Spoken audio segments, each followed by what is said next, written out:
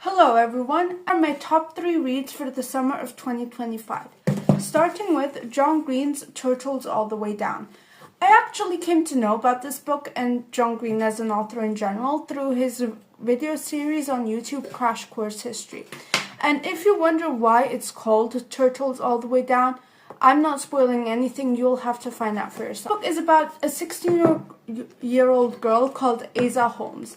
She's battling OCD and anxiety, and she's also trying to be a good friend, a good student, and a good daughter.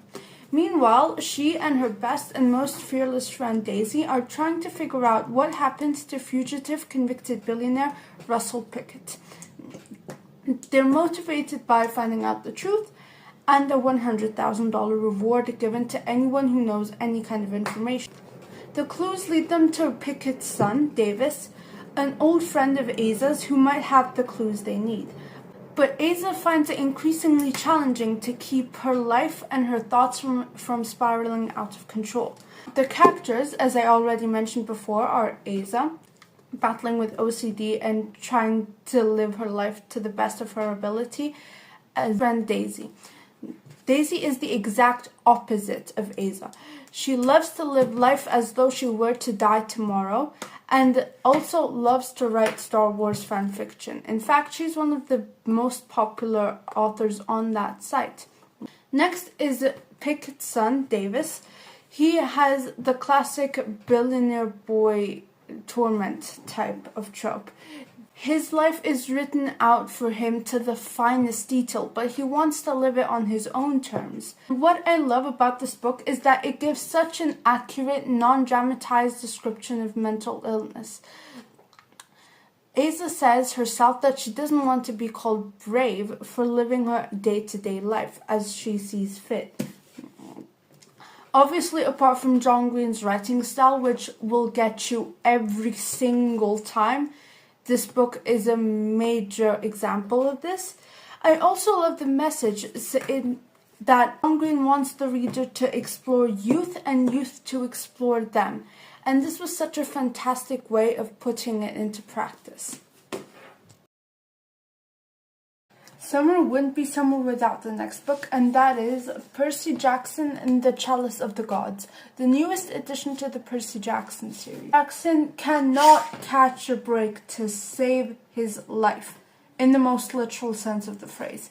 He just needs to make it through senior year before he and his girlfriend, Annabeth Chase, can go to college in New Rome together. However, the gods have other plans for him, as they always do. To get into New Rome, it's advised that you bring recommendation letters from none other than the gods themselves. And this is the first of 3 new quests that Percy will have to take to win recommendation letters. It's about Ganymede, the cupbearer of the gods, and he needs help, pronto. He just lost his chalice, as all gods do when they obtain something cool. They lose it immediately.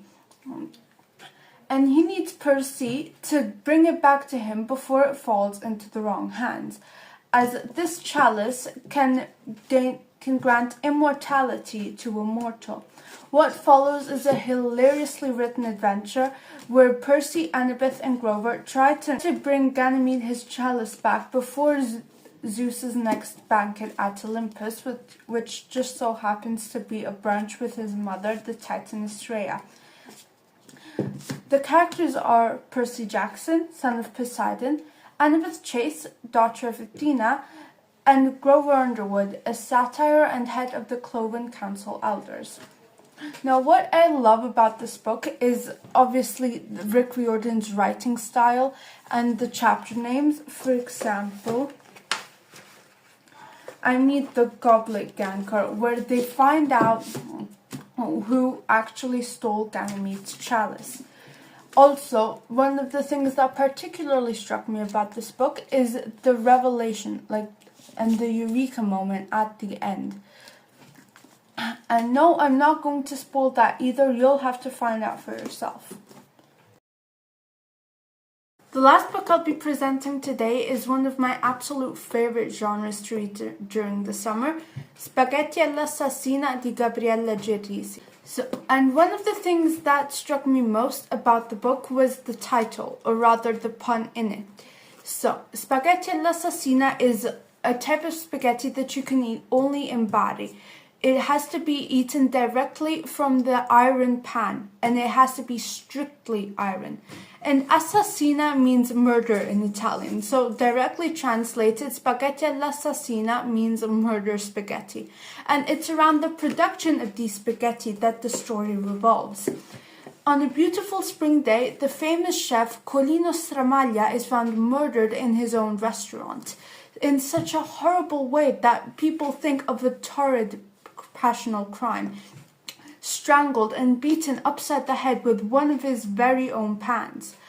The witnesses include a charming Algerian chef, a Brazilian strip dancer who now works in the restaurant, and a waiter that seems directly taken from a Western movie. And this murder mystery is so complex, much more than the others in the series, because this is the 5th one, that it will put the chief of police, Lolita Lobosco, to the test. All her abilities and her instincts. Now, the characters are, as I said before, the chief of police, Lolita Lobosco, determined and will stop at nothing to solve the murder. Also gifted with an extraordinary sixth sense. Her allies Raffaele Esposito and Antonio Forte, also members of the police, and her best friend Marietta, with whom she shares a bond not only in the police force, but also outside as best friends. So what I love about this book are 3 things. First, the gripping mystery is it will keep you glued from beginning to end, and the ending is one that nobody would ever expect. I remained in shock the first time I read it. Then the accent, you read this book as though you are hearing it, because it includes a lot of slang common to Bari, and it just heightens the reading experience overall. And the third is that it actually double functions as a recipe book. For example, here it describes how to make a certain type of jelly, which I really appreciate because it's not just a book, it also describes you how to make the recipes to heighten your reading experience. So yeah, that was my top 3 reads for this summer, and stay tuned for more videos. Bye!